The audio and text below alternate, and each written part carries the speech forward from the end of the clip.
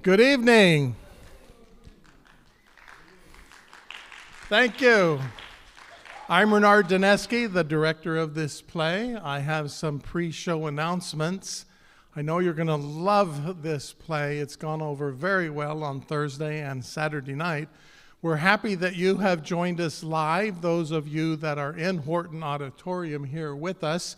This is also being streamed, and so I welcome those people who have joined our streaming or see this later as the recorded stream. Some quick announcements. Make sure that you have taken out your cell phones and silenced those. We don't want those going off during mid-performance. That would be distracting for the actors. So you just make sure that those cell phones are set on silent mode, please. We will have a 7-minute intermission. I pretty much stick to 7 minutes. You will know when it's intermission when the house lights come on and the stage lights go down. The restrooms, if you have not been to our campus before and this auditorium, are right out the exit sign there, and then to the right, there's a men's and women's there, very handy. I hope that you also had a chance to see the ceramics display in the display case on the wall in the lobby. If you have not, please take a moment at intermission or at the end of the show to look at the fine art done by Joy Chadwick's ceramic students. All of the ceramics on display have to do with Twelfth Night, Shakespeare's great play. You'll see many things relating to twins, duplicate cups. There's a yin and yang symbol, for example, and that is certainly apropos for this particular play. No doubt Shakespeare had a set of twins in his cast, because this is not the only play in which mistaken identity of twins comes into play. Unfortunately, we do not have on our campus a set of twins. And so in your imagination, Gene Fitch and Abram Friddle look exactly the same, right? It's shocking how much they look alike. Thank you very much. Okay, with that said, please enjoy the show.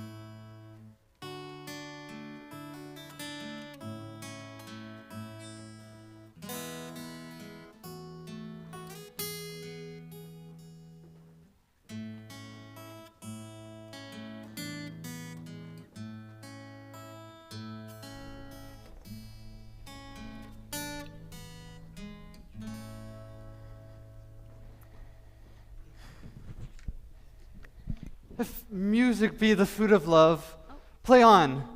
Give me excess of it that's so fitting. The appetite may sicken and so die. Let's strain again. It had a dying fall. Oh, it came over my ear like the sweet sound that breathes upon a bake, stealing and giving odor.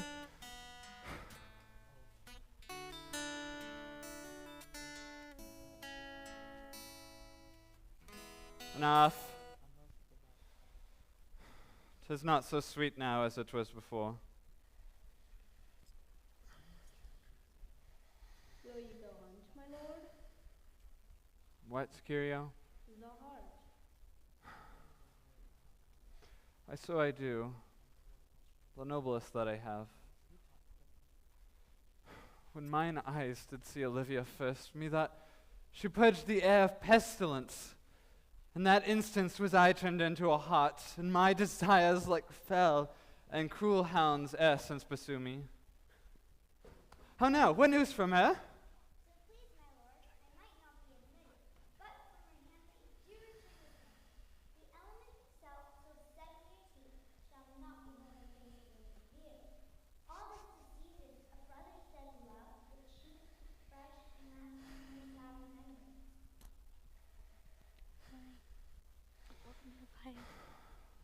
She that hath the heart of that fine frame, to pay this stead of love but to a brother. How will she love, when liver, brain, and heart, these sovereign thrones are all supplied and filled? Sweet perfections with oneself king.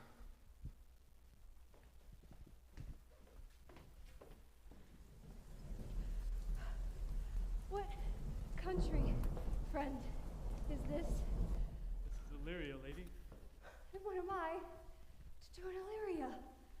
My brother, he is in Elysium, but perchance he is not drowned. What think you, sailor? Perchance that you yourself were saved. Oh, my poor brother. And so may he be. Knowest thou this country? Aye, I know it well, for I was born and bred not 3 hours' travel from this place. Who governs here? A noble duke, in nature has a name, What is the name? Orsino. Orsino! I have heard my father name him. He was a bachelor then. And was so until recently, for I went from hence and 'twas fresh a murmur they did seek to love fair Olivia.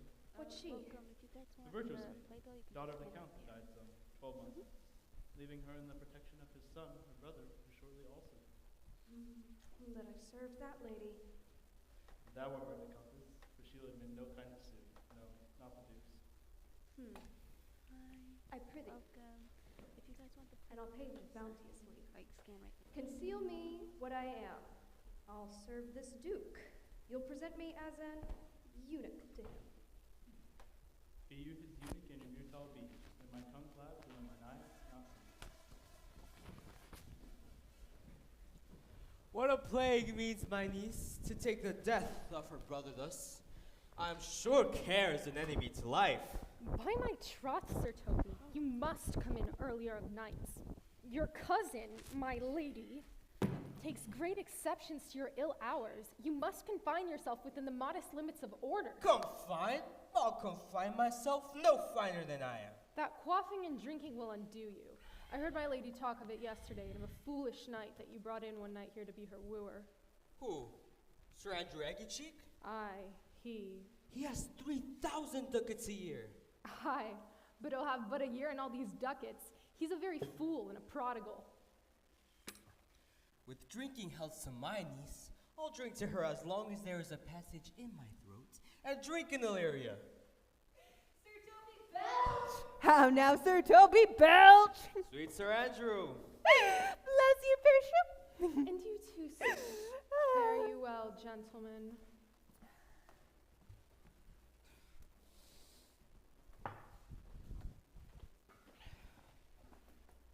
I will ride home tomorrow. Pourquoi, my dear knight? Your niece will have none of me, and if she is to be seen, it is 4-1. The Duke here himself, Counselor? She'll not know the count. Shall not match above her degree, neither in estate years nor wit. I have heard her swear't. I'll stay a month longer. I do delight in masks and revels altogether. Art thou good at these kickshaws this night? As any man in Illyria would be. What is thy excellence in the galliard? Faith, I can cut caper, and I have the simplest back trick in all of Illyria. Wherefore are these things hid? Is it a world to hide virtues in? Shall we set about some revels? What shall we do else? Let me see thee caper. Higher, higher, higher. Oh, excellence.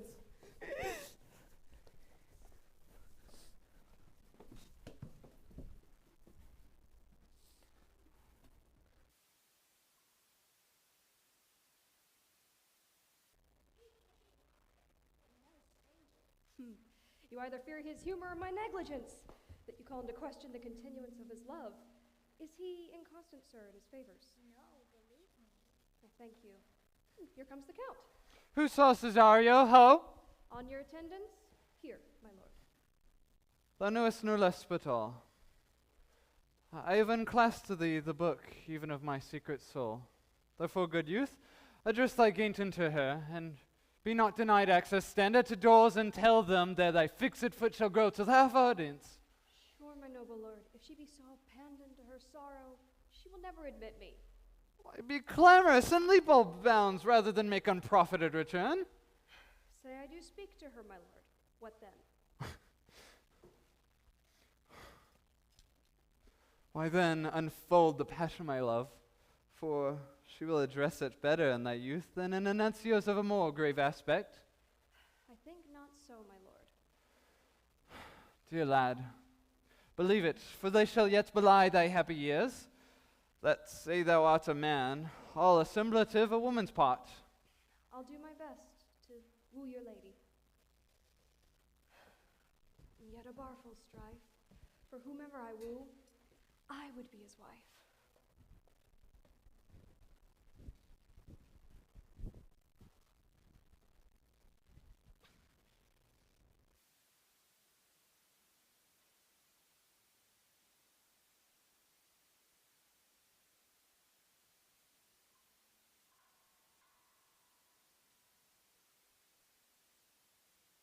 Nay, tell me where thou hast been, yet you will be hanged for being so long absent. Or to be turned away, is not that as good as a hanging to you? Ah, God bless thee, lady. Take the fool away. Don't you hear, fellow? Take away the fool. Goes to your trifle, I'll have no more of thee. The lady bade take away the fool, therefore I say again. Take her away. So, I bade thee take away you. Good Madonna, give me leave to prove you a fool. Can you do it? Dexterously, good Madonna. Make a proof. My mouse of virtue, why mournest thou? Good fool, for my brother's death. I think his soul is in hell, good Madonna. I know his soul is in heaven, good fool. The more fool to mourn for your brother's soul being in heaven. Take away the fool. What think you of this fool now, William? Doth he not mend? Yes, and shall do until the pangs of death shake him. Infirmity that decays the wise doth ever make the better fool. God sent you, sir, a speedy infirmity to the better of your folly. I think you that now, William. I marvel your ladyship can take such delight in such a barren rascal. Unless you laugh and minister occasion to him, he is gagged. Oh, my William. You are apace with this entertaptizing. There's no slandering allowed, fool, but we do nothing but railing. There's no railing in no discreet man that is nothing but slander. Madam, Oh, yes? there is at the gate a young gentleman much desires to speak with you. Is it from the Count Orsino's house? I know not, madam. 'Tis a fair young man and well attended. Who of my people hold him in delay? Sir Toby, madam, your kinsman. Oh, touch him off, I pray you. He speaks nothing but a madman. Fie on him. Go you now, brother, to your seat.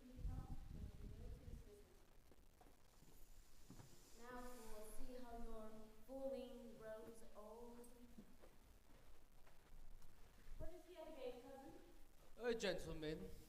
Good Sir Toby! Sorry. 'Tis two gentlemen at the gate here.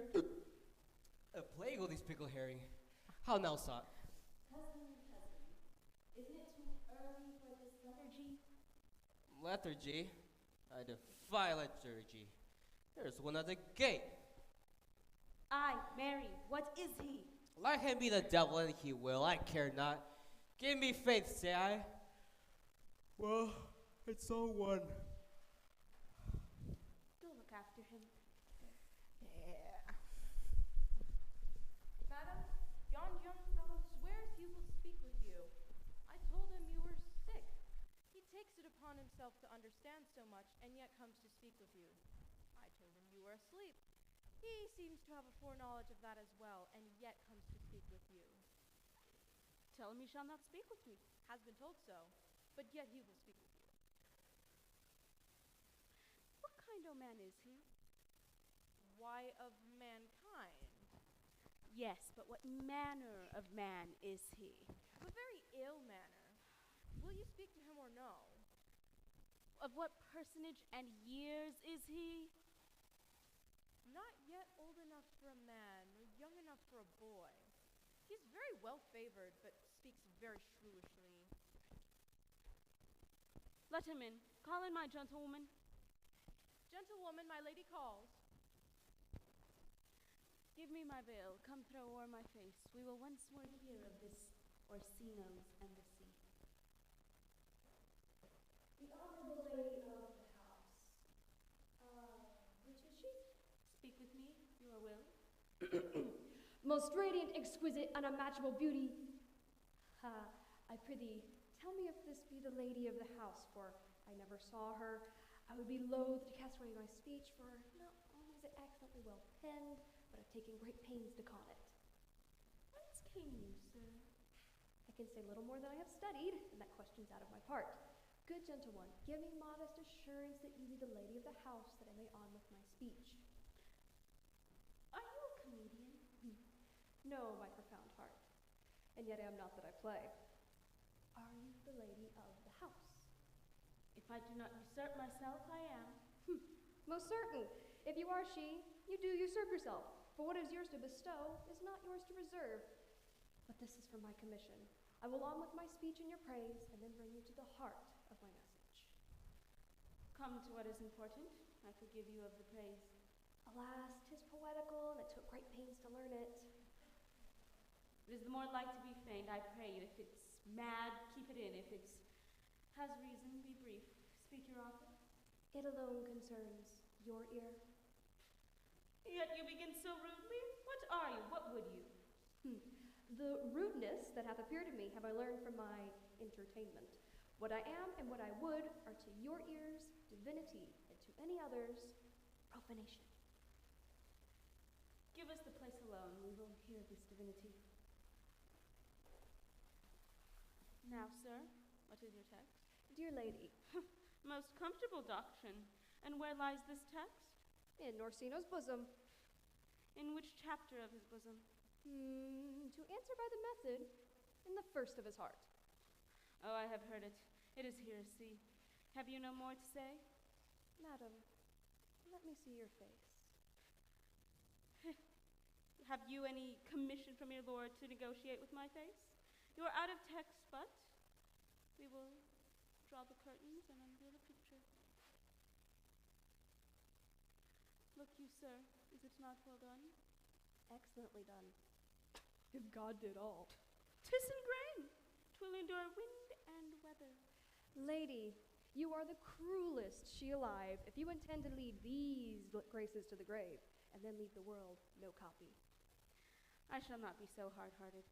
It is as item 2 red lips, both in different red, 2 gray eyes, 1 chin, 1 neck, so on and so forth. Were you sent hither by your lord to praise me? I see what you are. You are too proud. But if you are the devil, you are fair. My lord and master loves you. How can he love me? With adorations, fertile tears, groans that thunder love with sighs of fire. Your lord does know my mind, yet I cannot love him. Yet I suppose him virtuous, of noble and great estate, stainless youth, yet I cannot love him. If I did love you and my master's flame, in your denial, I would find no sense. I could not understand it. Why, what would you? Make me a willow cabin at your gate, and call upon my soul within the house. Hallow your name to the reverberant hills, and let the babbling gossip of the air cry out, Olivia. Oh, you should not rest between the elements of wind and earth, but you should pity me. You might do much. What is your parentage? I am above my fortunes, yet my estate as well. I am a gentleman. Get you to your lord, I cannot love him. Let him send no more, unless, perchance, you come to tell me how he takes it. Fare thee well, sir. I thank you for your pains. Spend this for me. I am no feed, post, milady. My master, not myself, lacks recompense. Farewell, fair cruelty.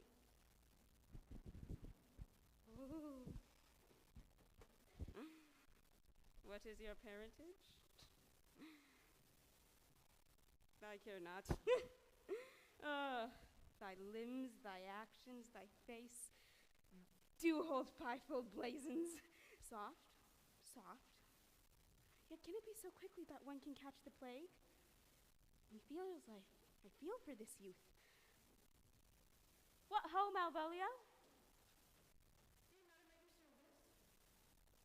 Run after that same peevish messenger and give him this, the county's man, he left it here.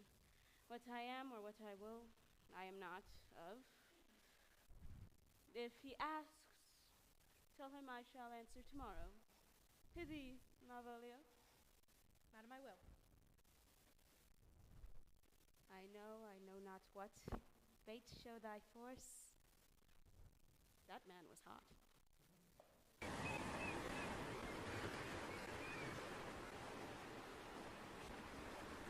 Let me yet know whether you are bound.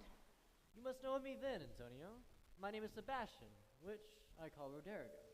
My father is that Sebastian Messer, whom I know you have heard of. He left behind him, myself, and a sister, both born in an hour. The heavens have been so pleased would we have surrendered. But you, sir, alter that. For some time before you took me from the bridge of the sea, was my sister drowned. Alas the day. A lady, sir. Though it is said she much resembled me, was yet of many accounted beautiful. She is drowned already, sir, in the salt water. Though I seem to drown in remembrance again with more. Pardon me, sir, your bad entertainment. My kind Antonio, forgive me your trouble. If you will not murder me for my love, let me be your servant. If you want to undo what has been done, that is, kill him whom you have recovered, desire it not. I fare you well at once. I am bound to the Countess in his court. Farewell. May the gentleness of all the gods go with thee, for I have many enemies in Ursula's court. Alas, I will shortly see thee there. But come what may, I do adore thee so that rid yourself seems for it, and I will go.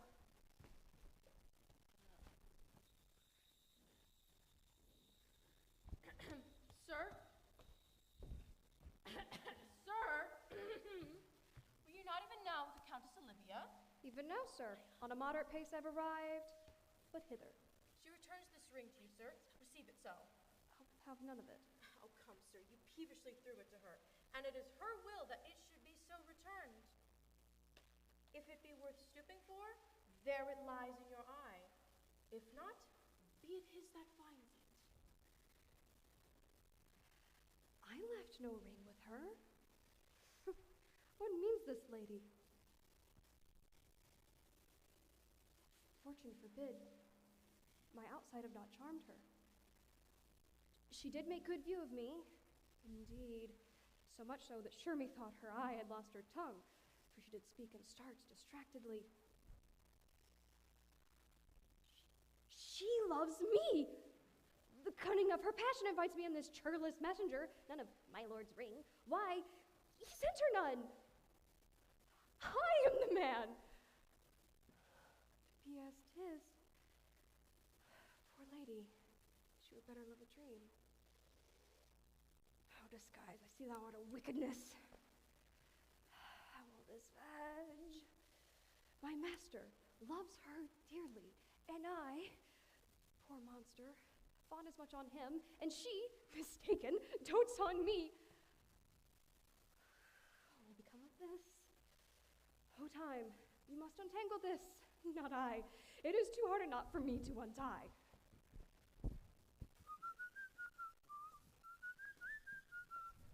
Approach, Sir Andrew. Not to be abed after midnight is to be up betimes. Nay, I know not. But I do know to be up late is to be up late.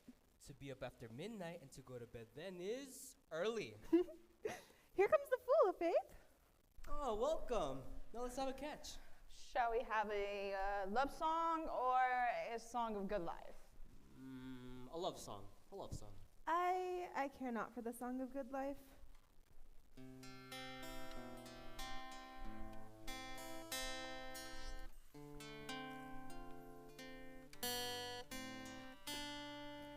Oh, mistress mine, where are you roaming?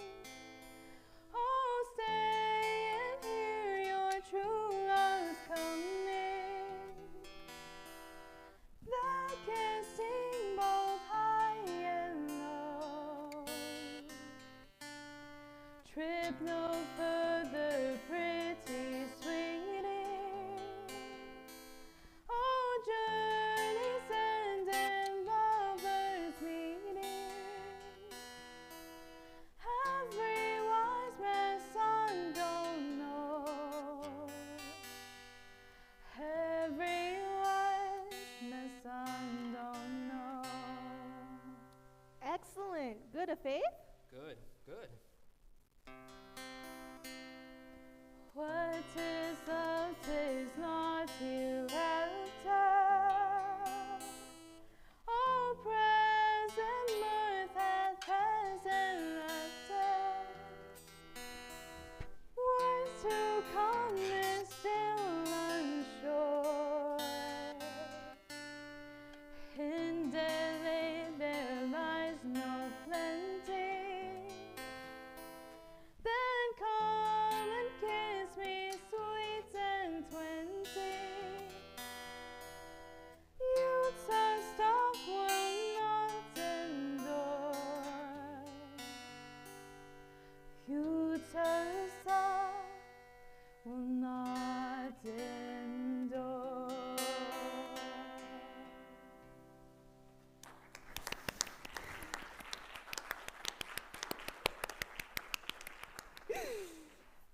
Mellifluous voices, I am a true knight. A contagious breath. Very sweet and contagious. A faith? But shall we make the walk and dance indeed? Shall we rouse the night owl in the catch that will draw 3 souls out of one weaver? Shall we do that? You do love me. Let's have a catch. Our couch can be thou knave? Hold thy peace, thou knave knight. I shall never be constrained to call you the knave knight. Ha ha. Very funny. Do you know the song? It goes, hold thy peace. I shall never begin if I hold my peace. Very, very funny. Do you need more money? Is that what's happening here? Yes. Here we go. That good? One more. Okay. There we go. The song, it's hold thy peace. You know it? Yes? Hold thy peace, thou knave, hold thy peace. Hold thy peace, thou knave, hold thy peace. Hold thy peace. Hold thy peace, thou knave, hold thy peace. Hold thy peace, thou knave. What caterwauling do you keep here? If my lady have not called up her steward Malvolio and bid him turn you out of doors, never trust me. Malvolio's a beggar, Ramsay, and 3 merry men we be. Am I not of her blood? Tell you, valley lady, there once was a man in Babylon, lady. Oh, the knight's an admirably fooling. He does it well enough if indisposed, but I do it with more grace and more naturally. Oh, the 12th day of December. Peace! My masters, are you mad? Or what are you? Is there no respect of people, places, nor time in you? We did keep time, sir. In our catches, snack up. Sir Toby, I must be round with you. Though my lady harbors you as her kinsman, she is nothing allied to your misdemeanors. If you are willing to separate yourself from your disorders, she is willing to welcome you back to the house. If not, she is willing to bid you farewell. Farewell, my dear heart, since I must needs be gone. His eyes do show his days are almost done. Even so? But I will never die. Oh, Sir Toby, there you lie. This is much credit to you. Shall I bid him go? What if you do? Shall I bid him go and spare not? Oh, no, no, no, no. You dare not. Out of tune ye lie, or any more than a steward? Dost thou think because thou art virtuous there shall be no more cakes and ale? Mistress Mary, if you prized my lady's favor at anything more than a contempt, you would not see fit to this uncivil rule. She shall know of it by this hand. Go shake your ears. Sweet Sir Toby, be patient for tonight. Since the youth of the counts was today with thy lady, she is much out of quiet. For Monsieur Malvolio, let me alone with him. If I do not gull him into a nayword and make him a common recreation, do not think I have wit enough to lie straight in my bed. I know I can do it. Possess us, tell us something of him. Marry, sir, sometimes he is a kind of Puritan, so crammed as he thinks with excellencies that it is his grounds of faith that all that look on him love him. And on that vice in him will my revenge find notable cause to work. Ah, excellent. I smell a device. I have it in my nose too! I will plant in his way some obscure epistles of love, wherein by the color of his beard, the shape of his leg, the manner of his gait, the expression of his eye, forehead, and complexion, he shall find himself most feelingly personated. I will plant you two, and let the fool make a third, where he shall find the letter. For this night, to bed, and dream on the event. Farewell. Good night. I could marry the wench for another device. That was awesome! She's a Spiegel, true bred, and one that adores me. What of that? I was once adored. Blessed bed night. Thou hast need sent for more money. I cannot have your niece. I am a foul way out. Of course you can. If you have her not in the end, call me cut. 'Tis too late to go to bed now. Come, night, come.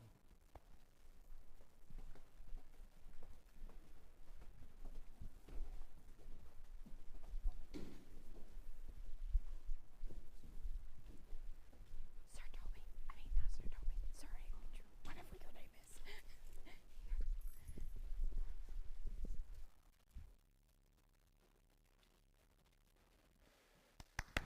Give me some music now, good morrow, friends.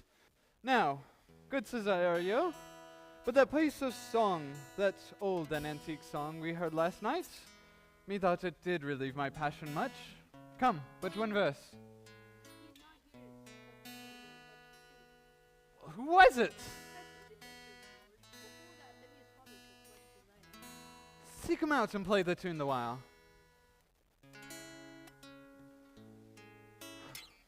Come hither.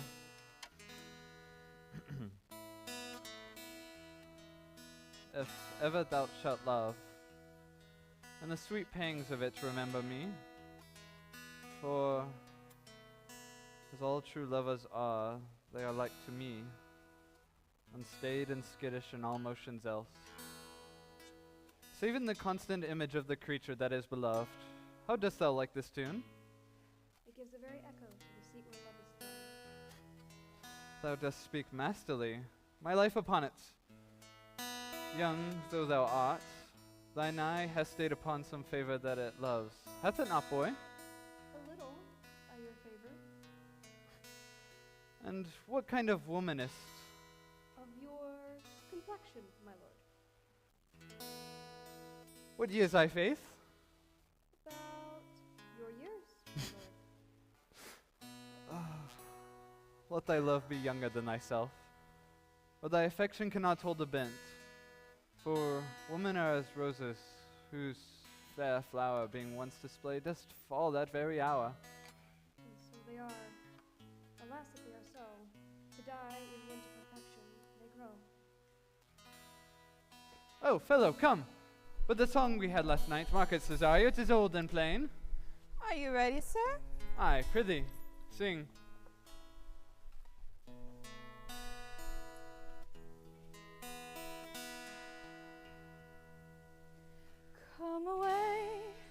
Come away, dead, and in sad cypress let me be laid. Fly away, breath, for I am slain by a fair cruel maid.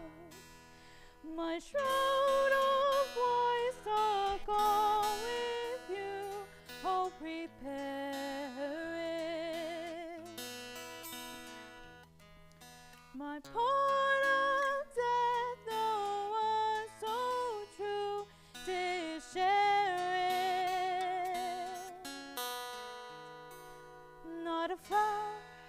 Not a flower, sweet, on my black coffin let there be strewn. Not a friend, grieve. My poor corpse where my bones shall be strewn. A thousand sighs to save, lay me away. Sad true lover never finds my grave to weep there. Come away, dead, for I am slain by a fair cruel maid.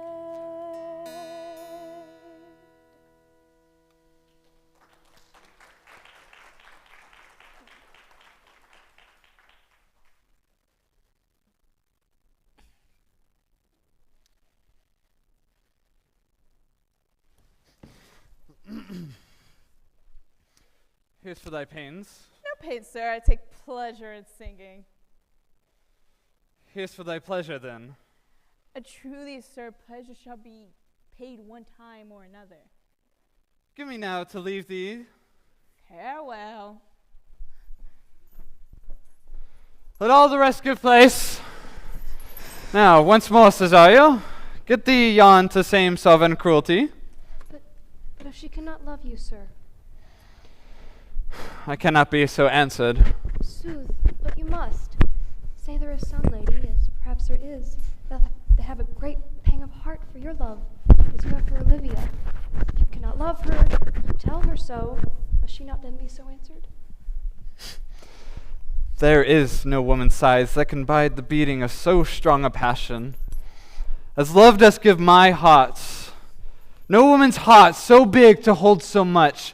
Make no compare between that love a woman can bear me and that I owe Olivia. But I know. What dost thou know? All too well what women to men may owe. In faith, they are true of heart as we.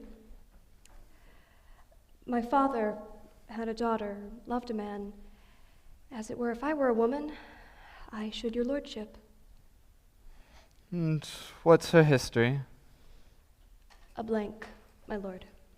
She never told her love, but let concealment, like a worm in the bud, feed on her damask cheek. She pined in thought, sitting like patience on a monument, smiling at grief. And died thy sister for love, my boy? I am all the daughters of my father's house, and all the sons too. And yet I know not. Sir, shall I to this lady? Aye, that's the theme. Give her this jewelry, and say, my love can give no place, by no denay.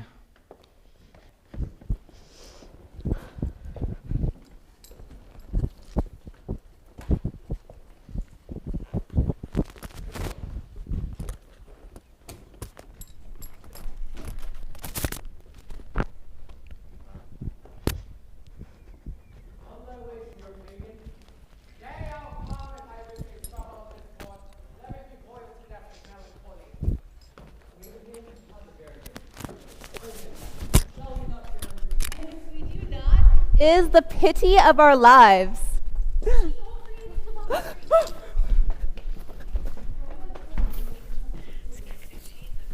In the name of jesting, I thought, for here comes the trout that must be caught with tickling.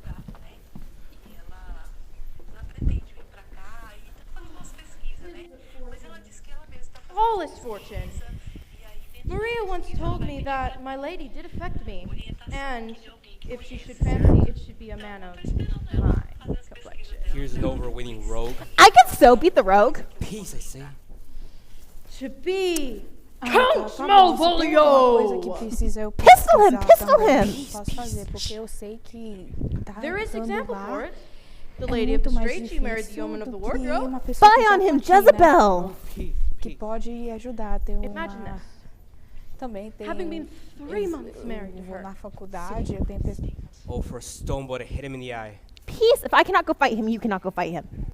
Calling my officers about me in my drenched velvet gown, where I have come from a daybed where I have left Olivia sleeping. Fire and brimstone! What did I say? Shh.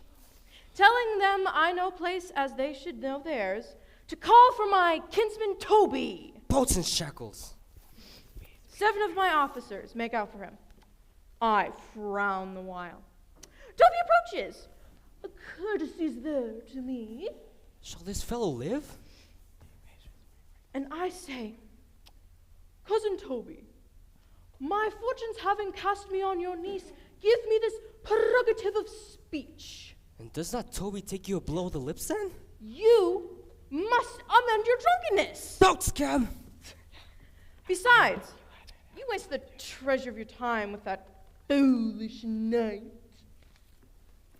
Me, I warrant. One Sir Andrew. I knew it was, for many do call me fool. What employment have we here? By my life, it is my lady's hand. To the unknown beloved, this and my good wishes. Her very phrases.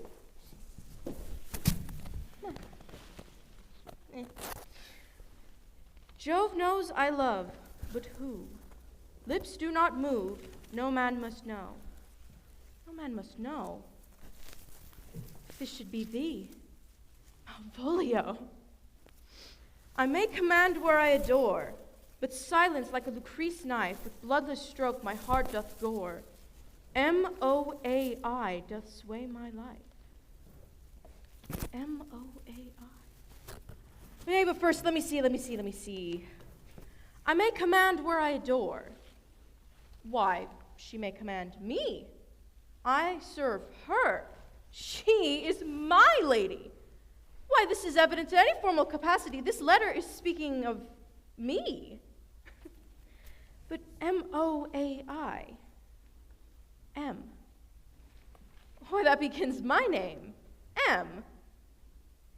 But then there is no consonancy in the sequel. A should follow. But O does. And then I comes behind. All of these letters are in my name. But I must follow prose. If this fall into thy hand revolve, in my stars I am above thee, but be not afraid of greatness. Some are born great, some achieve greatness, and some have greatness thrust upon them. Be opposite with a kinsman, surly with a servant, let thy tongue tang arguments of state. She thus advises thee, thus sighs for thee. Remember who commended thy yellow stockings, and wished to see thee ever cross-gartered. I say remember, farewell, the fortunate, unhappy. Open my stars be praised! Oh, this is evident to any formal capacity. She is speaking of me, and my lady loves me. I will be strange, stout, in yellow stockings and cross-gartered. I thank my stars I am happy. Oh, here's yet a postscript. Thou canst not choose but know who I am. If thou entertainest my love, let it appear in thy smiling. I will do everything that thou wilt have me.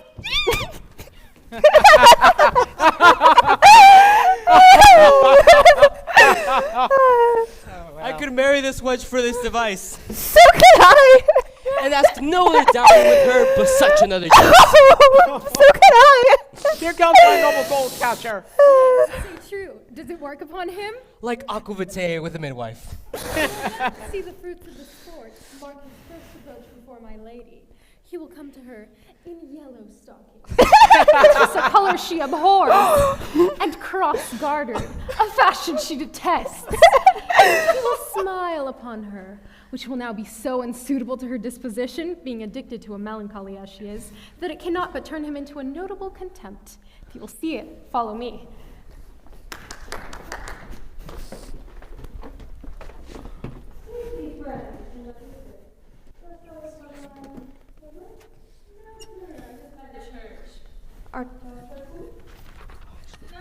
I live in my house, which is by the church. Therefore, I live by the church. Is your lady in? Ah, yes. Shall I go through her? Yes. Oh, Lady Olivia. Gentlemen, God save you. And you, sir. Will you encounter the what's house? his name? My niece's desire is you should enter if I betray you to her. I am bound to your niece, sir. But, I mean, she... And yet, we are prevented.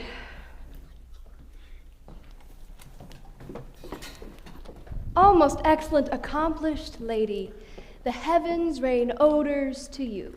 Most excellent, accomplished lady. Heavens, rain, odors. My matter hath little voice to your own most pregnant and vouchsafed ear. Most pregnant, vouchsafed ear. I got them all three. I'll see myself out. Let the garden doors be shut and leave me to my hearing.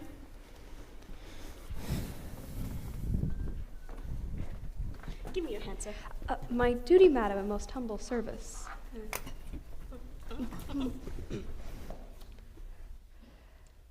What is your name? Cesario is your servant's name, fair princess. Servant to Count Orsino? Yes, and he is yours, and his must needs be yours. Your servant is your servant, madam. For him I think not of, for his thoughts were to be filled with blanks are filled with me. Madam, I come to wet your gentle thoughts on his behalf. Oh, I pray you, I bade you never speak of him again. For I'd rather hear music, the spheres, unless you take a different suit.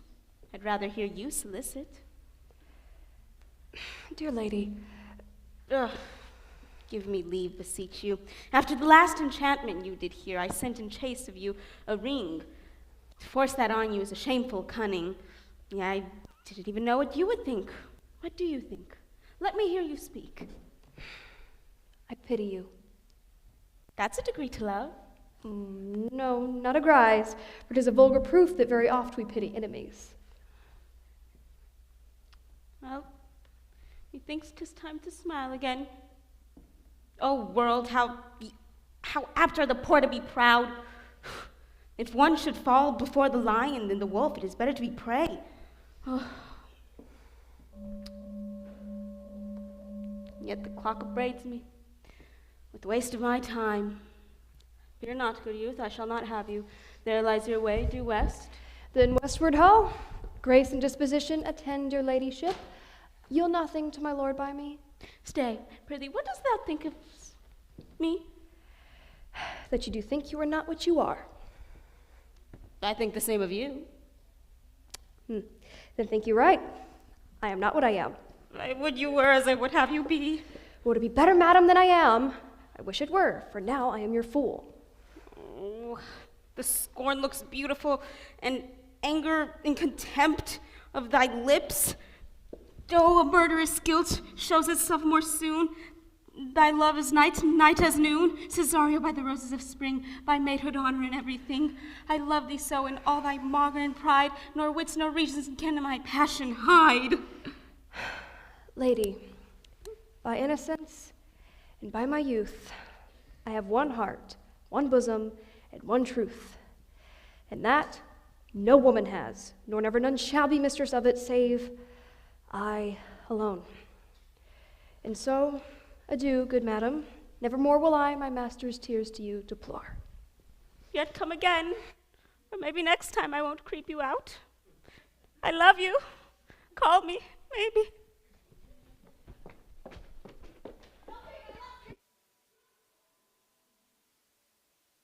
What's your reason, Sir Andrew? Your niece has done more favors to the Count's serving man than she ever did me. Did she see thee, the wild old boy? Tell me that. Will you make an ass out of me? I saw it with my eyes in the orchard. That was a great argument of love in her towards you. How so? I will prove it legitimate, sir. Upon the oaths of judgment and reason, she did show favor to the youth in your sight only to exasperate you, to wake your dormouse valor. Challenge me the Count's youth to fight with him. Hurt him in 11 places. My niece shall take note of it. Will either of you bear me the challenge? Go. Write it in a martial hand. Be cursed and brief. Go about it. But where will I find you? We'll call you at the cubiculo. Go. There is no way but this, Sir Andrew. I have been dear to him, so some 2,000 strong. This is a dear mannequin to you, Sir Toby. Will never trust me then. And by all means, stir on the youth to an answer. I think oxen and wain ropes cannot held them together. For Andrew, if he were open and you find so much blood in his liver as will clog the foot of a flea, I'll eat the rest of the anatomy. We shall have a rare letter from him, but you'll not deliver it. Spleen, and will laugh yourself into stitches. Follow me. Yond Gull Malvolio is turned heathen. He's in yellow stockings. And cross-gartered? Most villainously. He does obey every point of the letter that I dropped to betray him. He does smile his face into more lines than is in the new map with the augmentation of the Indies. I know my lady will strike him, and if she do, he'll smile and take it for a great favor. Come on, bring us where he is.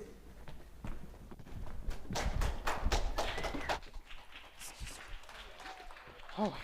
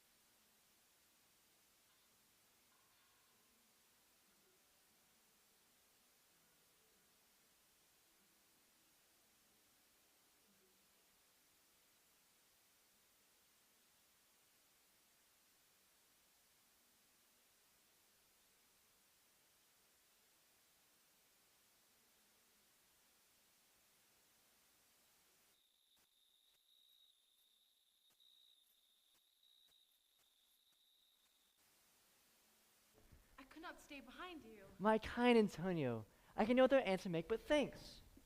And thanks? What's to do? Oh, shall we go see the relics of this town? Tomorrow, sir. Best go first to your lodging. I am not weary, and it's long tonight. I pray you, let us satisfy our eyes with the memorials and the things of fame that do renown this city. Pardon me. I do not without danger walk these streets. Once in a sea fight against the Count and his galleys, I did some service. Of such note indeed. If I were to tame this place, its cares be answered. Be like you slew great number of his people? The offense is not of such bloody nature. If I lapse here, I shall pay dear. Do not then walk too open. It doth not fit me. Here, hold my purse. In the south suburbs, at the Elephant, is best to lodge. Why your purse? Happily your eye will light upon some toy you desire to purchase, and I think your store is not for idle markets, sir. I'll be a purse bearer and leave you for an hour. At the Elephant? I do remember.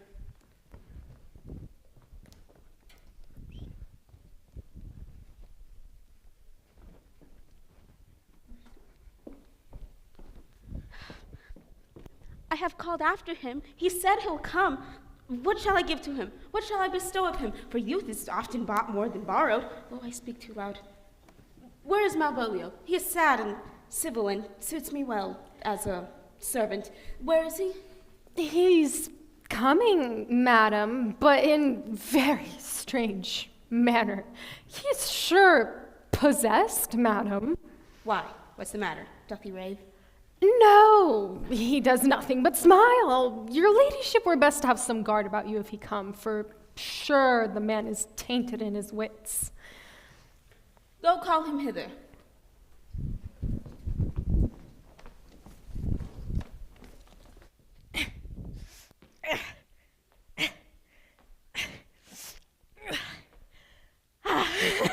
Sweet lady. Malvolio? Why smilest thou? I have sent thee upon a sad occasion. Sad lady. I could be sad now. This does make for some obstruction in the blood, these cross-gartering, but what of that? It is to me, if it please the eye of one, it is as to me as the sonnet goes, please one and please all. Malvolio, what's the matter? Not black in my mind, though yellow in my legs. It did come to these hands, and commands shall be executed. I think we know the sweet Roman hand. Mwah. Wilt thou go to bed, Malvolio? To bed? Aye, sweetheart, and I shall come to thee. God comfort thee. Malvolio, why smilest so and kiss thy hand so oft? Be not afraid of greatness. 'Twas well writ. How do you, Malvolio? Why appear you with this ridiculous boldness before my lady? What meanest by that, Malvolio? Some are born great. Huh? Some achieve greatness. And some have greatness thrust upon them. No. Heaven restore thee. Remember who commended thy yellow stockings. Thy yellow stockings? And wished to see thee cross-gartered. Cross-gartered? Go to, thou art made, if thou desirest to be so. Am I made? If not, let me see thee a servant still. Well, this is very midsummer madness. Madam, the young gentleman of the Count Orsino is returned. I could hardly entreat him back. He attends your ladyship's pleasure. I'll come to him. Maria, where's my cousin Sir Toby? Let him have special care of him. Oh, do you come near me now? No worse a man than Sir Toby to look at me. This concurs directly with the letter, for she incites to him that he must come to me, and I must appear stubborn to him. Ow. Drawn in little, and Legion himself possessed him, yet I'll speak to him. Here he is. Here he is. How is't with you, sir? How is't with you, man? Do you know what you say? Go off. I discard you. Go off. Lo, how hollow the fiend speaks within him. Did not I tell you? Sir Toby, my lady prays you to have a care of him. How does she so? Go to. Hold your peace. Do you not see you move him? Let me alone with him. No way, but gentleness, gently, the fiend is rough and will not be roughly used. Prithee, hold thy peace. This is not the way. You're moving him. Let me alone with him. How no, my bogcog? How dost thou chuck? Go hang yourselves all! You are all idle, shallow beings. I am above you. You shall know more hereafter. Is possible? Well, if this were played upon a stage now, I could condemn it as an improbable fiction. His infection has taken the device, man. Nay, pursue him quickly, lest the device take air and taint. Come, we'll have him in the dark room and bound. My niece already believes he's mad. Here is my challenge. Read it. Let's see. Youth, whatsoever thou art but a scurvy fellow. Wonder not, nor admire not in thy mind, why I call thee so for I shall show thee no reason for it. Thou comest to the Lady Olivia, and in my sight she uses thee kindly, but thou liest in thy throat, that is not the matter I challenge thee for. I will waylay thee going home, where if it be thy chance to kill me, thou killest me like a rogue and a villain. Fare thee well, and may God have mercy upon one of our souls. He may have mercy upon mine, but my hope is better. And so look at thyself, thy friend, and as thou assess him, and thy sworn enemy, Andrew Aguicheek. If this letter moves him not, his legs cannot. I'll give you that. You may have very fit occasion for it. He is now in some commerce with my lady, and will by and by depart. Weren't it saucy? A lot of pepper and vinegar in it. Yeah. See, go scout me for him at the corner. So soon as thou sees him, draw. Away. Nay, leave me alone for the drawing. Now, not will I deliver this letter, for the behavior of the young gentleman gives him out to be of good capacity and breeding. His employment between his lord and my niece confirms no less. Therefore, this letter being so excellently ignorant will breed no terror in the youth. He'll find it comes from a clodpole. But I will deliver his challenge by word of mouth, set upon Aguicheek a notable report of honor, and drive the gentleman, as I know, this will so stir on the youth, and it will stir on his strength, skill, fury, and impetuosity. This will so fright them both that they'll kill one another by the look, like cockatrices. Here he comes with your niece. Give them way till he take leave and presently after him.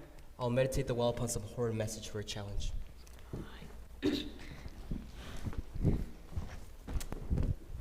I have laid too much into an heart of stone, and laid mine honor into an chariot. The same haver that your passion bears goes on my master's grief. Here, wear this jewel for me. Refuse it not. It hath no tongue to vox you. And beseech you, come again tomorrow, and ask me what that I'll deny. I ask nothing but this, your true love for my master. What can I give to him what I have given to you? I will acquit you. Very well. I will see you tomorrow. Fare thee well. Gentlemen, God save thee. And you, sir? That defense thou hast, betake thee to it. Of what nature the wrongs are, that was done in mine, know not. But thy interceptor, bloody as a hunter, full of despite, attends thee at the orchard end. You mistake, sir. I am sure no man hath any quarrel with me. My mind is very free and clear of any image of offense done to any man. Oh, you'll find it otherwise, I assure you. Therefore, if you hold your life at any price, betake you to your guard. What manner of man is he? He is a knight. Souls and body hath he divorced 3, and that satisfaction can come but none by pangs of death and sepulchre. I will return again into the house and request some conduct of the lady.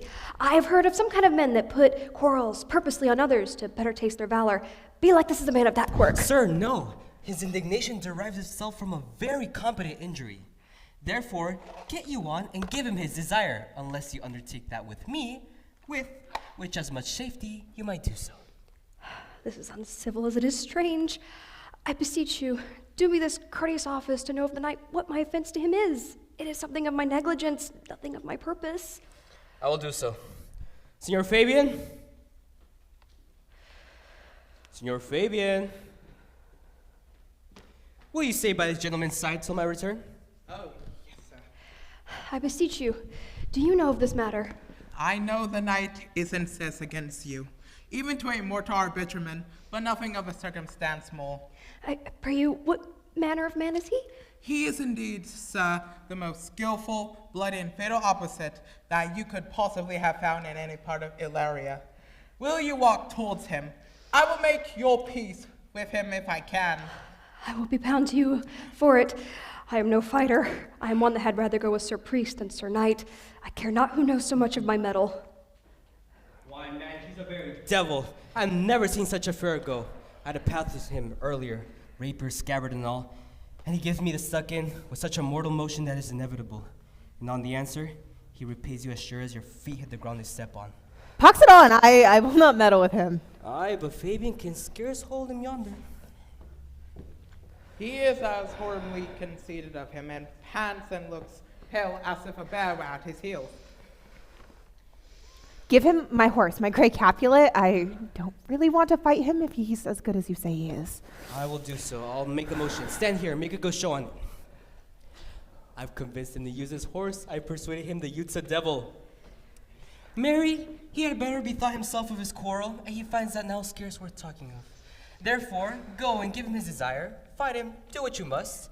But as he is a gentleman and a soldier, he has promised me he will not hurt you. A little thing would have me tell them how much I lack of a man.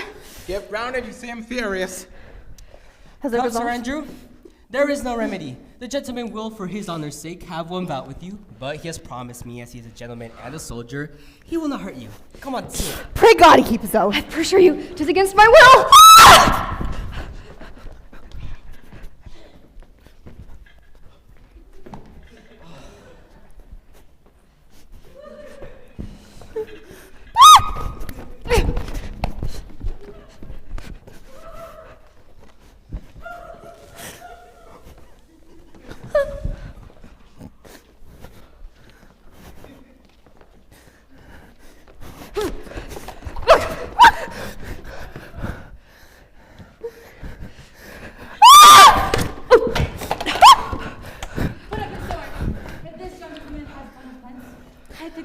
Me.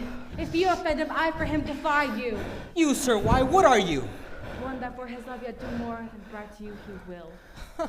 Nay, if you be an undertaker, I am for you.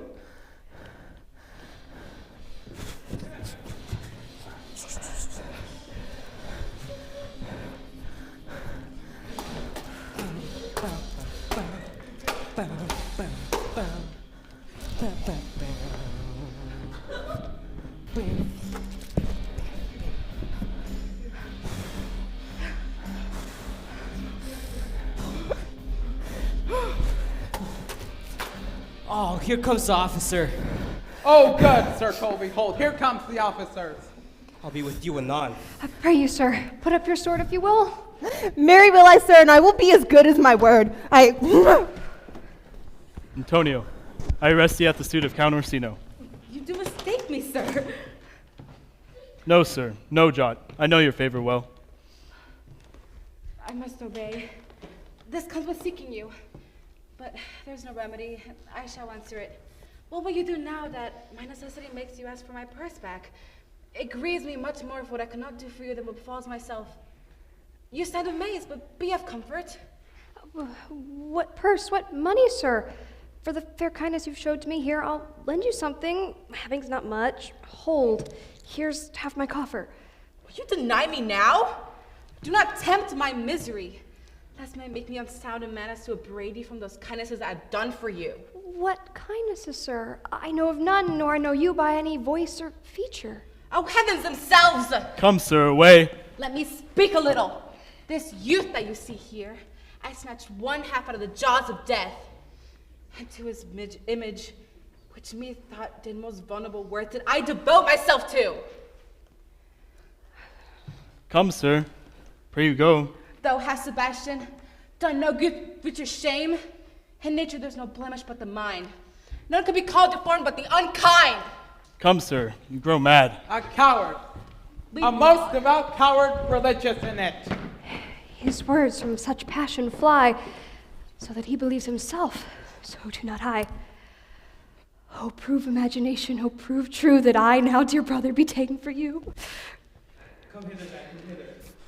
We'll whisper or a couplet or two of most sage thoughts. He named Sebastian. I my brother know, yet living in my glass. Even such and so was my brother. For he went in this fashion, color, and ornament. For him I imitate. Oh, if it prove true, tempests are kind and salt waves fresh in love.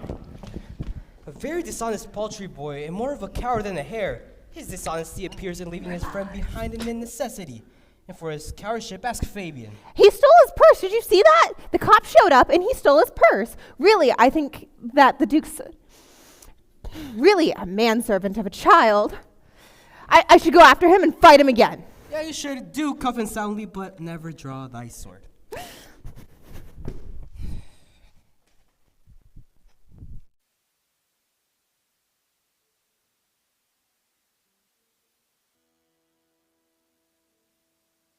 Fellow, let me be clear of thee. Well, hold on. I know I'm not sent by my lady to come and bid you to talk to her, nor is her name Master Cesario. But nothing that is so is so. I prithee, vent thy folly somewhere else. Thou knowest not me. Vent thy folly? Vent thy folly. He heard vent thy folly from a grand man that applies it to a fool. Vent thy folly. I prithee, ungird thee and tell me, what should I vent to my princess? Should I vent that you are coming? I prithee, depart from me. There's money for thee. If you tarry longer, I shall give worse payment. By my troth, you have an open hand. There, sir, it's for you. Why, there's for thee, and there, and there. Are all the people mad? Come, sir, hold, or I'll throw your dagger into the house. Let go of thy hand. We'll have an action of battery against him if there's any law in Illyria. Well, this I should tell my lady straight away. I will not be in your coats for 2 pence. Come, sir, I will not let you go. You're well-fleshed. Put up your iron. Come on. He looks different than before. I said, stronger. Let go of thy hand. What wouldst thou now? If thou darest to me further, draw thy sword. Nay, now I must have an ounce or two of this Malapert blood. On thy life I charge thee, hold! Hold! Madam! Will it ever be thus, ungracious wretch, fit for the mountains and barbarous caves, where manners ne'er preached? Rules be gone! Come down here. We'll get... I pray thee, gentle friend, comes to my house and, hear of this fruitless pranks this ruffian had botched up. Mayest thou smile at this? Do not deny. What relish is in this? How runs the stream? Or I am mad, or else this is a dream. Let fancy still my sensibly steep. If it be thus to dream, still let me sleep. Would thou be ruled by me? Madam, I will. Oh, say so, and so be.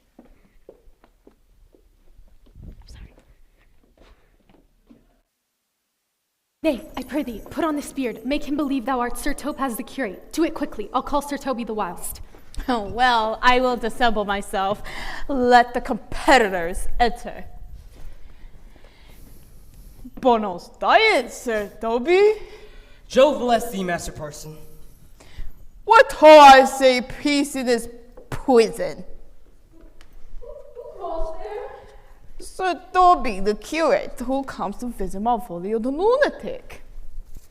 Topaz, Sir Topaz, Sir Topaz, good Sir Topaz, go to my lady.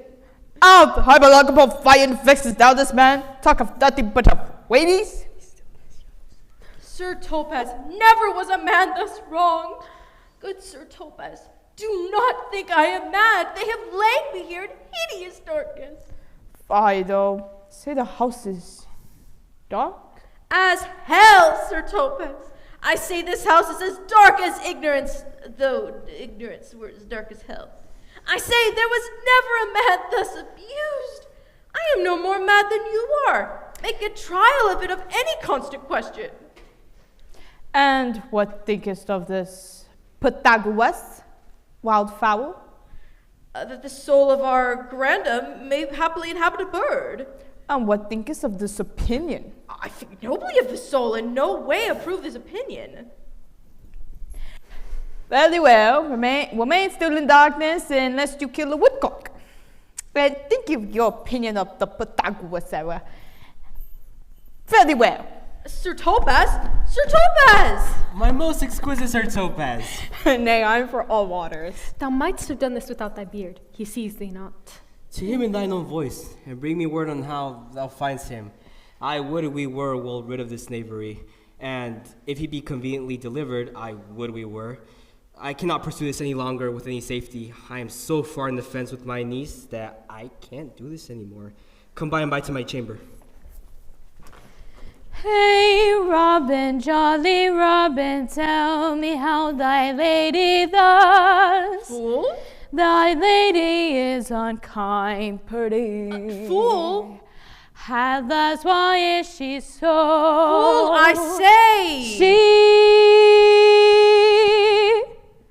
loves another. Who calls, huh?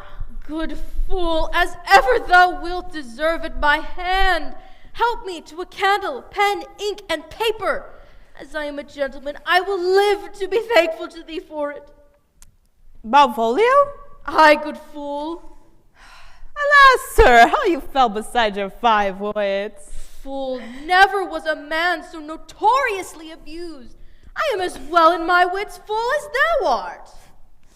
Then you are mad indeed, for you're no better in your wits than a fool.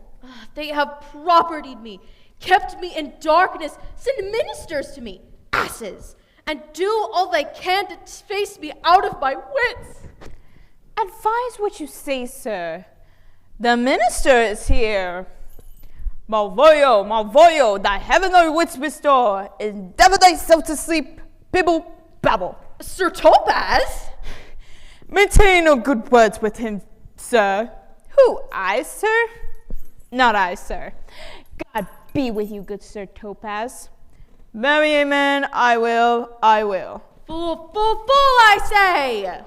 Be patient, sir. Just, chill. Good fool, help me to some light, ink, and paper. I tell thee, I am as well in my wits as any man in Illyria. Well, a day that you were, sir. By this hand I am. Good fool, some ink, light, and paper, and convey what I will before my lady. Fine, I will help you to it, but tell me indeed, are you not mad indeed, or do you but counterfeit? Believe me, I am not. I tell thee true. Fine, I'll help you to it. To some paper, ink, and light. Fool, I will requite it in the highest degree. I prithee be gone.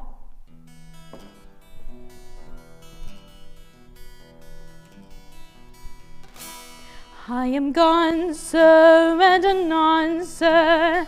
I'll be with you again in a trice, like to your voice, your needs to sustain.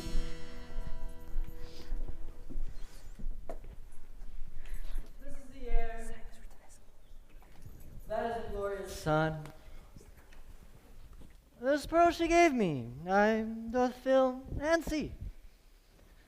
And though this wonder that enwraps me thus, yet 'Tis not madness. Where's Antonio then? I could not find him at the Elephant. Yet there he was, and there I found this credit, that he did range to town to seek me out. His counsel now might do me golden service. I am ready to distress mine eyes. There's something that is deceivable. But here the lady comes. Blame not this haste of mine, good youth, and I know you mean well, so follow me and this holy man to the chantry nearby, and underneath the consecrated roof, plight me with your full faith and love. What do you say? I'll follow this good man and go with you, and having sworn truth ever will be true. Oh, and may heaven so shine at this. Oh my gosh. I forgot my lines. Now as thou lovest me, let me see his letter. Good Master Fabian, grant me another request. I would. Yes. Well, that would be nice. If The Lady Olivia, friends. Oh, yes, with some of her trappings. I know thee well. How dost, my good fellow? Better for my foes and worse for my friends. Just the contrary. The better for thy friends. No, the worse. How can that be? Well, I will explain it to you. See it this way. My friends praise me and make an ass of me, while my foes just tell me plainly I'm an ass. So, therefore, I make the profit of knowing that, I am an ass. So, I'm an ass. If you will let your lady know that I am here to speak with her, and bring her along with you. It may awaken my bounty further. Well, then. Do you have... Oh, okay. It's a lot of money. Of course I will do it. And I will bring her good spirits, too. Let's go now and bring the lady. My lord, why do we go to see her even though she says no to you? I've sent so many, as you have even failed, but I am now here because I cannot bear any more. Here comes the man, sir. They did rescue me. I know his face. A bobbling vessel was he captain of. What's the matter? Orsino, this is that Antonio that took the Phoenix and her fraught from Candy. This is also he that did the tiger board, where your young nephew Titus lost his leg. Here in the streets, desperate of shame and state, in private babble did I apprehend him. He did me kindness, sir. Came upon my side, but in conclusion did put a strange speech upon me. I know not what was but distraction. Notable pirate, thou saltwater thief! What foolish boldness brought thee to the messes, and whom thou, in terms so bloody and so dear, hast made thine enemies? Orsino, noble sir, be pleased that I shook up these names you give me. Antonio never yet was thief nor pirate, though I confess on base and ground enough Orsino's enemy. A witchcraft drew me hither, the most ingrateful boy there by your side. From the rude seas, enraged and foamy mouth did I redeem, due to defend him when he was beset. Where being apprehended, his false cunning denied me my own purse, which I recommended for his use not half an hour before. How can this be? When came you to this town? Today, my lord, and for 3 months before, nor unto mine not a minute's vacancy. Both day and night did we keep company. Oh, here comes the Countess, now heaven walks on earth. But for thee, fellow, thy words are madness. 3 months has this youth tended upon me. But more of that anon. Take him aside. Cesario, you do not keep your promise with me. Madam? Cesario, good my lord. Gracious Olivia! My lord would speak, my duty hushes me. If it ought to be to the same old tunes, it is as howling after music. Still so cruel. Still so constant, lord. To what perverseness? To whose ingrate and unauspicious altars my soul the faithfulest offerings hath breathed out? that air devotion tender. What shall I do? Even what you will, sir. Just keep it PG. Why should I not? Had I the heart to do it? Like the Egyptian thief at the point of death. Kill what I love, a savage jealousy that sometimes savors nobly. But hear me this. Since you to none regard and cast my faith, and that I partly know the instrument that screws me from my true place, live you the marble-breasted tyrant still? This, your minion, whom I know you love, and whom I swore I tender dearly, him will I tear to the cruel eye, waste his crown and his master's spite. Come, boy, with me, my thoughts are ripe in mischief. I'll sacrifice the lamb that I do love to spite a raven's heart within a dove. And I most jocund, apt and willingly, to do you 1,000 deaths would die. Where goes Cesario? After him I love, more than I love these eyes, more than my life, more by or all more than I shall ever love, wife. Oh, if I do feign you witnesses above, punish my life for tainting my love. I mean detested? How am I beguiled? Who beguiles you? Who does you wrong? Hast thou forgotten thyself? Has it been so long ago? Call in the Holy Father. Come away! Whither my lord Cesario husband stay? Husband! I, husband, can he that deny? Her husband, sirrah! No, my lord, not I. Oh, Cesario, fearest not what thou art afraid of, which is him. Oh, good father.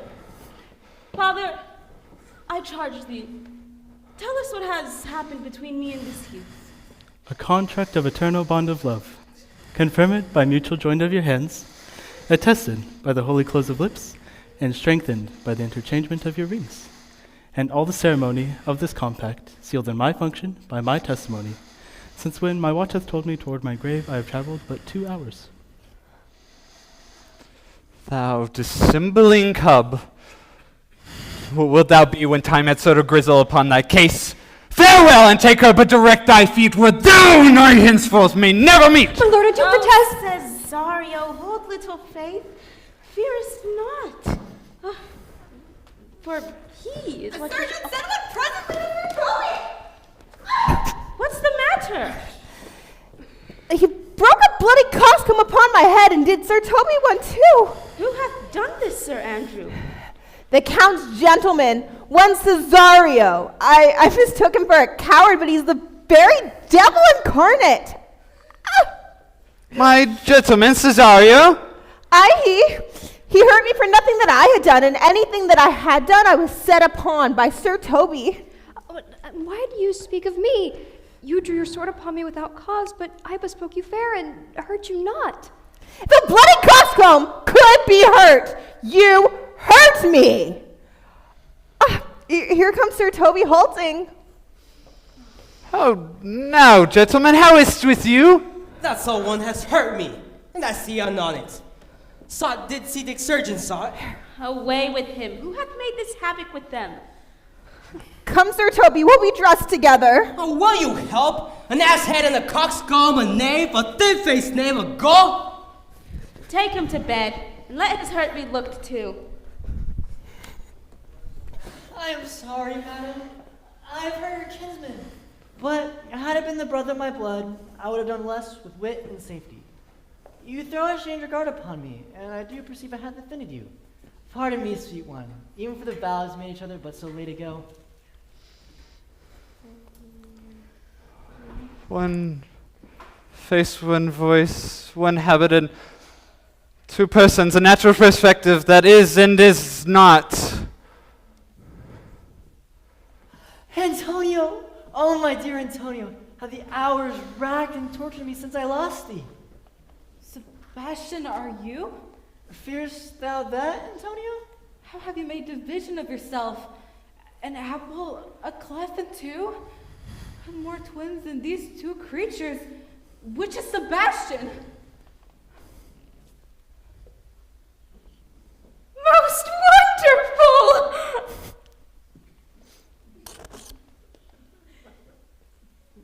Do I stand there? I never had a brother. I had a sister who the blind waves and surges have devoured. Of charity, what kin are you to me? What country name? What parentage? Of Messaline. Sebastian was my father. Such a Sebastian too is my brother, and so went he suited to his watery tomb. If spirits can assume both form and suit, you come to frighten us. A spirit I am indeed, but in that dimension grossly clad, which from the womb I did participate. Were you once a woman, as the rest goes even? I should a tear let fall down my cheek and say, thrice welcome, drowned Viola. My father, he had a mole upon his brow. And so had mine. And died that day when Viola from her birth numbered 13 years. Oh, that record is lively in my soul. He did indeed finish his mortal act, the day that made my sister 13 years. If nothing less to make us both happy, but my masculine usurped attire, do not embrace me until each moment of occurrence and time do cohere, and jump that I am Viola, which to confirm, I'll bring you to a captain in this town where lie my maiden's weeds. By his gentle help I was preserved to serve this duke. All happenings of my fortune since have been between this lady and this lord. So comes it, lady, you have been withstood. But nature and her bias drew in that you were contracted to a maid. Nor are you therein, by my life deceived, near betrothed both to a maid and man. Be not amazed, right noble is his blood. If this be so as yet the glass seems true, I shall have share in this most happy wreck. Boy, thou hast said to me 1,000 times thou never shouldest love woman like to me. And all those swearings I will overswear, and keep in true in soul as that orb continent, the fire that severs day from night. Give me thy hand, and let me see thee in thy woman's weeds. A captain in this town hath my maiden's garments, who upon some action is now in durance at Malvolio's suit, a gentleman and follower of my lady's. He shall enlarge him. Fetch Malvolio. And yet, alas, remember, they say he is much distract. Oof. How does he, Sirrah? Hi, I'm here. That's for you. Open it and read it. Hold this, please. Oh, this as well. Oh, and be well edified as a fool delivers By the Lord! How now? Art thou mad? No, but I do read madness, and, I have to read it. Like I am mad. Prithee, read it in thy right wits. Yes, but to read it in the right wits is to read it thus. Therefore, let me read it. By the Lord!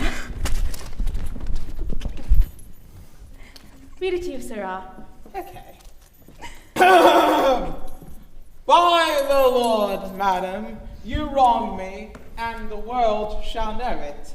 Though you have put me into darkness, and given your drunken cousin rule over me, yet have I the benefit of my senses, as well as your ladyship. I have your own letter that induced me to the semblance that I put on, with the which I doubt not, but to do myself much right, the Malleus Malvolio.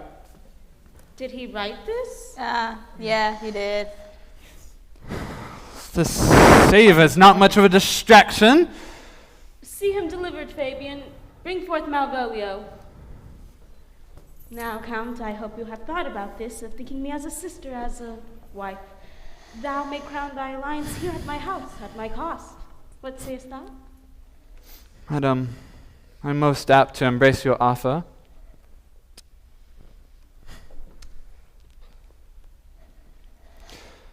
Your master quits you, and for your service done him, so much against the meddling of your sex, and so far beneath your soft and tender breeding.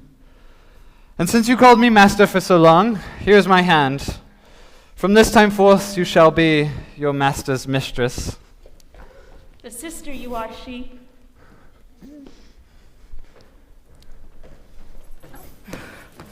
Is this the mad man? Aye, the same. How now, Malvolio? Madam, you have done me wrong, notorious wrong. Have I, Malvolio? No. Lady, you have. I pray you, peruse that letter. Write from it, in hand or phrase if you can. Why, You have given me such clear lights of favor, bade me come smiling and cross-gartered to put on yellow stockings to frown upon Sir Toby and the lighter people. And in acting on this obedient hope, why, you have thrown me in darkness in a prison, sent ministers to me, and made me the most notorious geck and gull that invention ever played on. Tell me why. Alas, Malvolio, this is not my handwriting. Though I confess it does look like my character, 'tis not mine, 'tis Maria's. Yet now I do remember that she was the one that called you mad and told me that you came in smiling. Prithee, be content. Good madam, hear me speak. I confess, myself and Toby set this device against Malvolio here, and upon some stubborn and uncourteous parts we had conceived against him. Maria writ the letter at Sir Toby's great importance and recommends whereof he hath married her. What? Yes. They have humiliated you. Why, some are born great. Some achieve greatness. Yes. And, well, I was one in this interlude when Sir Topaz, sorry, not like that. Sir Topaz, the curate who comes to visit Malvolio the lunatic. But you do not remember. Why do you laugh at such a barren rascal? He is nothing but gagged. Or maybe, fool, I am not mad. And thus the whirligig brings on his revenges. I'll be revenged. The whole lot of you! Get out of my way! I can see why they call him crazy now. Well, pursue him and entreat him to peace. Meantime, sweet sister, we will not part from hence. Come, Cesario, for though you are a man, you are mine, and when in other habits you are seen as mistress and as fancy's queen.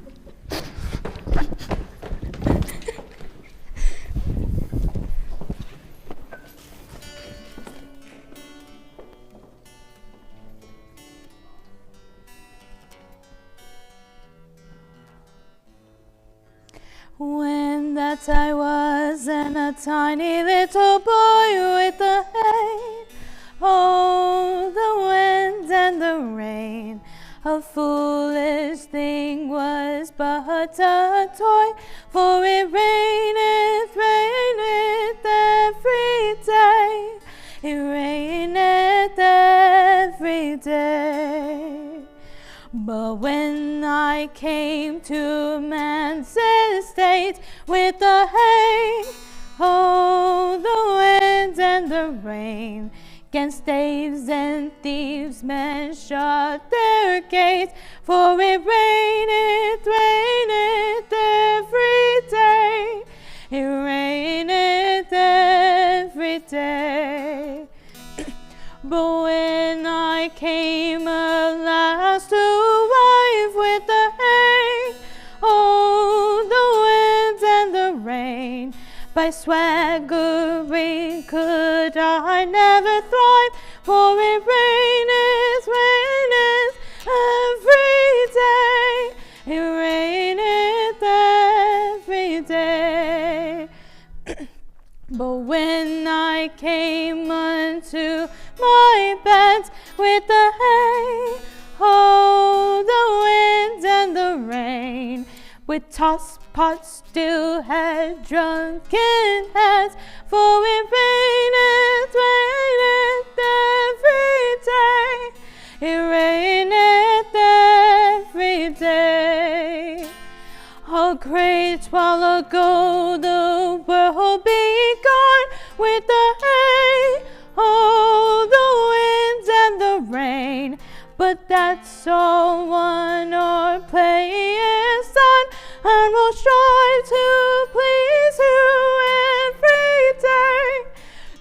we do every day. She sings so nice. She sings so nice.